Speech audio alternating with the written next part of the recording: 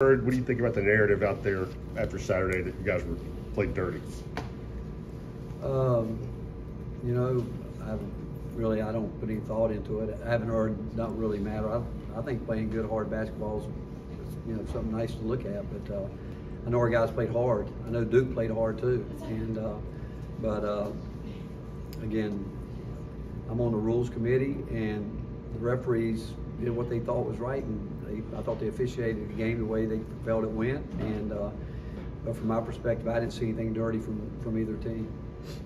Uros talked about how this team is better when they're kind of the hunter and they're the underdog. How do y'all keep that mindset this week when y'all are not going to be the underdog? Well, we talked a lot about it. Again, I'm not sure we're not the underdog. When you look at a team that's won 33 games and beat Florida, who beat us, and a team that, again, when you win 33 games, you talk about a model of consistency, and they certainly have done that and have earned everything that they've got. And everybody you talk to about them, they rave about them as a team that really understands what they want to do together as a team. But 33 wins speaks for itself. And but the mindset, we've talked about it all year long. Whatever our guys have to do to make them decide we got to go out and play at the highest level, they've got to do that. And whether it's just talking the talk or whatever, I just want to see them go out and do what we know we need to do to win. What's led you to start Uros the last couple of games? Physicality. We felt we needed to start the game and try to get physical because we played against post players that are very physical, and we thought it was important that we got off to a good start. He's delivered that. He's done a good job. Yeah, I thought he was, again, a little bit amped up, and after watching the tape, the first two fouls, it wasn't flagrant, which at the time, even our team, we just wanted to play basketball, but that's who he is. That's his emotion with it, but we need him. And I've said all year long, we need all these guys, but he certainly has done what we've asked him to do. It's a challenge in defending a team like FAU that has so many good three-point shooters. It's a challenge. It really is. And the fact that you think that they shoot it with confidence, they really do a good job of knowing where each guy is on the court. They do a good job of getting in gaps and passing the ball, delivering it on the money. They've got some guys that have as quick a release as anybody that we've played against all year, where the pass is there. They don't need any time to get it off, but they spread it out and run really good offense. And like I said, 33 wins to me speaks for everything that they're about. Dusty May said last night to prepare for you guys, he's going to prepare for Australian rugby rules or something like that. How do you interpret that quote? Well, you know what? I took a Big East All-Star team to Australia back in '90. We went to a match, and I enjoyed it. I thought it was good. I like the way the referee does all that stuff, but I enjoyed watching it. And you know what? I would probably pay to go see it. We were free that day, but I would pay to go see it.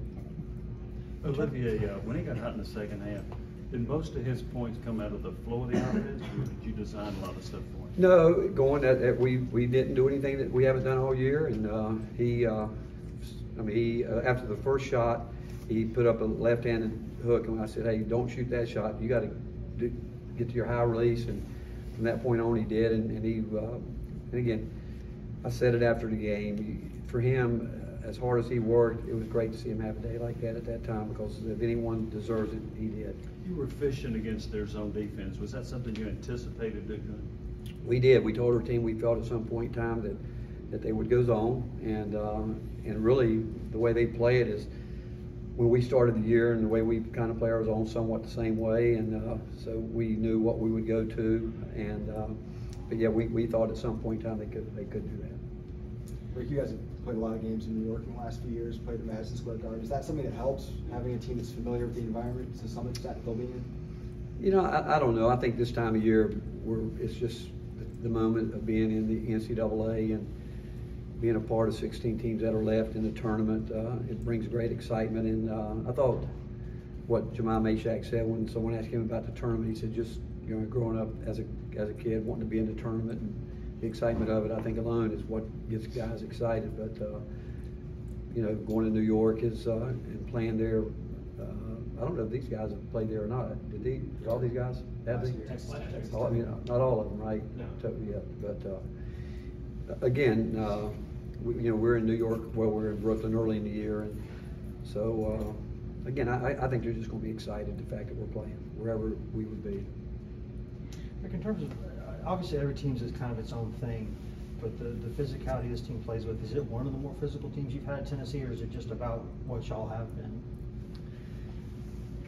You know, when you use the word physicality, I mean, we're strong. I mean, you know, we got length. We got, now with Zakai being out, you know, you put a guy in like Jemai Meshack that's, what, almost 200 pounds and taller, and Tyree Key and Santi, those guys are you know, they work hard, they play hard, and there's teams run such good offense. If you're not willing to really try to keep up and try to get through screens the best you can, you're gonna give up shots. And so when people say physicality, I'm not sure exactly what that means. Does it mean when the shot goes up, you're going to block somebody out where everybody knows that that's part of the game where it is physical, where you have to put bodies on people? But sometimes we do it well, sometimes we don't. Is physicality fouling? We don't want to foul, I can tell you that. I mean, we don't want teams parading to the line on us. But we are an older, stronger team, big guys, and but I think so. You'd have to define physicality in terms of how do we use it. I would say what I was trying to say earlier. We're going to try to play as hard as we can play. If that's being physical, I guess we're going to be physical. Rick, this program last was in the Sweet 16 in 2019, but there's been a lot of changeover. How much do you tap into your experience to try to maybe help, you know, push on through at this stage of the tournament? Well, you know, whether you believe it or not, there's a lot of times as coaches, people think we have more control than we do. I mean, the play that Santi made right in front of the bench when he crossed over, raised up and shot that, it's not like we work on that shot every day. You know, it's just players get lost in games, and I think that what you count on, what you bank on this time of year is repetition, your work, the way you've worked all year, and I think everybody works at this game. Again, we haven't been in a game this year when we've played a team that hasn't played hard. We haven't been in a game this year with a team that hasn't been well coached. And but this time of year, it's about guys hopefully being as fresh as you can, as healthy as you can, and then certainly you hope we're playing at the highest level we can play. And I think if you change a lot, trying to go back and do a lot of different things, I think you send a negative wave to them in the fact that why weren't we doing this earlier? I mean, they know we're going to make adjustments and tweak something here or there, but the fact is we've got to do what's got us here. Jim, is Santi playing some of his best basketball right now? It seemed like he kind of was locked in for that Duke game especially. You know, Santi's been consistent all year.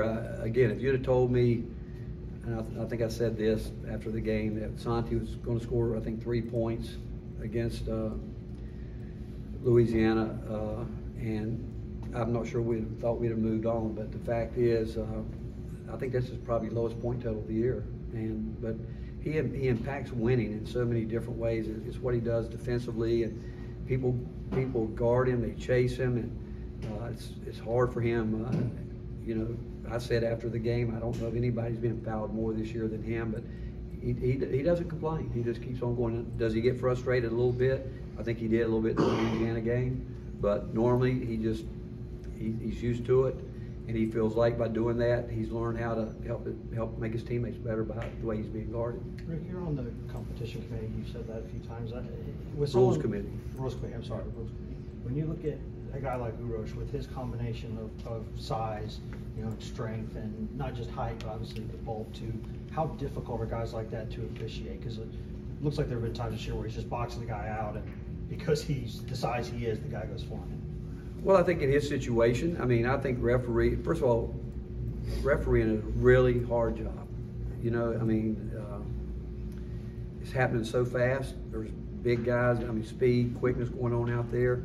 But I think that some of the things that Uros has done through his career, you can become a guy that's a marked man. And I will tell you, I do think that the latter part of this year, he got some calls that when you look at it, you kind of think that he's a marked man a little bit, but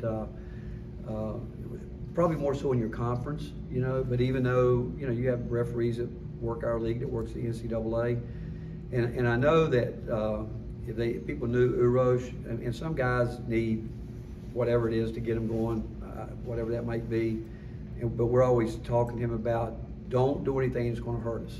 And we want him to play hard. We want him to do his job. We don't want to foul. I mean, regardless of what people might think, we don't want to foul. And but he is strong. He's big, and you know what? He's got really good feet. He's quicker than most people would probably suspect. Like his ball screen defense was terrific against Duke the other night. That's why he was in there a lot, because he was doing a really good job there.